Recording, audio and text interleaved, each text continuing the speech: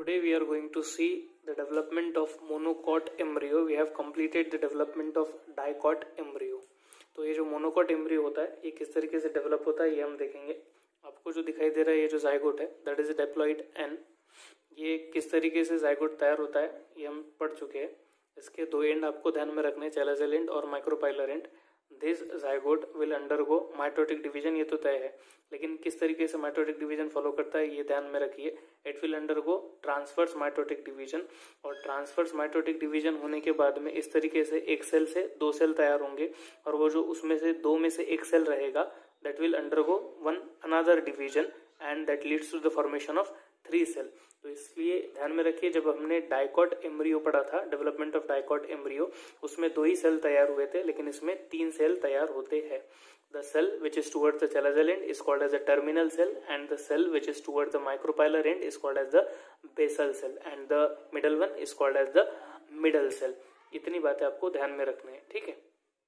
अब ये जो बेसल सेल दिखाई दे रहा है आपको, basal cell in case of monocot embryo it will not going to divide, it simply enlarge. And what is the function of the basal cell? That helps in the absorption of nutrition, it will helps in the absorption of nutrients. ये जो basal cell है in case of monocot embryo ये divide नहीं होने वाला, सिर्फ ये size में थोड़ा सा बड़ा हो जाता है। जैसा हमने डाइकॉट एम्ब्रियो में पढ़ा था, ये जो बेसल सेल है that will give rise to suspensor बने थे इससे, लेकिन ये केस में बेसल सेल से जो है बेसल सेल डिवाइड नहीं होने वाला, इट विल सिंपली इनलार्ज।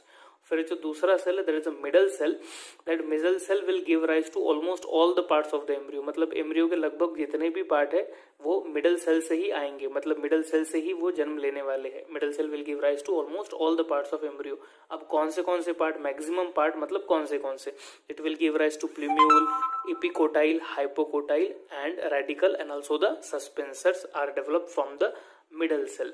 तो ये सब मिडल सेल से ही डेवलप होंगे। अब जो बचा terminal cell that is towards the chalazal end, that terminal cell will give rise to one cotyledon only.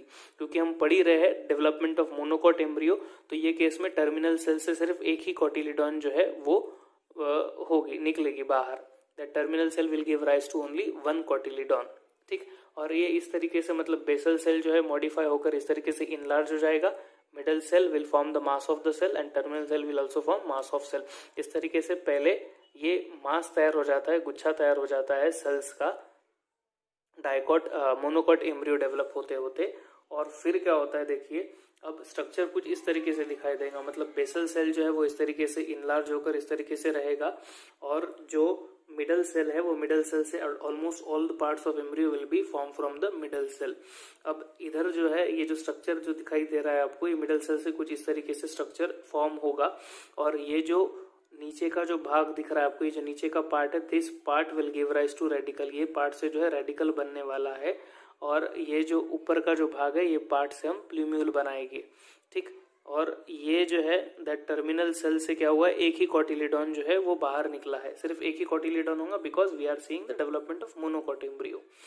अब ये केस में मोनोकॉट एम्ब्रियो के केस में जो है इसको प्लूम्यूल और इसको रेडिकल नहीं बोला जाता। क्यों नहीं बोला जाता? क्योंकि ये जो स्ट्रक्चर होता है रेडिकल का और ये जो प्लूम्यूल का स्ट्रक्चर होता है that is covered with a sheath, एक शीथ कवरिंग होती है इनके पास में।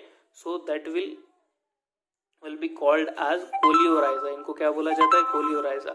जो रेडिकल है वो शीथ से कवर्ड होता है, and that particular complete structure having radicle with a sheath called as coleorhiza. और सेम यहाँ पर भी जो प्लूम्यूल है उधर भी शीथ कवरिंग होती है, and that complete structure is called as coleoptile, ठीक। और ये जहाँ से कोटिलिडॉन राइज हो रहा है, ये अपने को पता है, ये जो पार्ट जो अटैचमेंट है इसको अपने क्या नाम दिया था? कोटिलिडनरी नोड।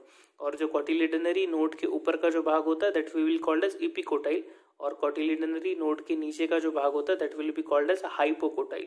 और यहाँ पर कुछ अमाउंट में सस्पेंसर सेल्स प्रेजेंट होते हैं, ठीक। और फिर इसका क्या होगा, ये जो कोटिलिडॉन आपको दिख रही है इन केस ऑफ मोनोकॉट, ये कोटिलिडॉन जो है ये बहुत ही ज्यादा थिन होती है और पेपरी होती है। That particular cotyledon which is thin and papery called as scutellum. Scutellum बोलते हैं हम इसे, क्या बोलते हैं? स्क्यूटेलम। और जब आगे प्रोसेस होंगी तो ये जो सस्पेंसर है और जो बेसल सेल है, मतलब ये जो बेसल सेल है और ये जो कुछ अमाउंट में सस्पेंसर सेल्स यहाँ पर प्रेजेंट है, ये डीजेनरेट हो जाएंगे, ठीक है।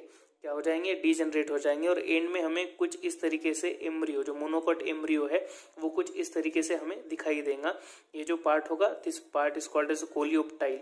इसको हम क्या बोलेंगे? कोलियोप्टाइल। What is coleoptile?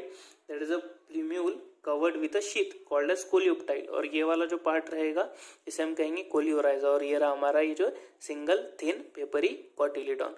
इस तरीके से ये होता है डेवलपमेंट ऑफ मोनोकॉट एम्ब्रियो हमारा खत्म।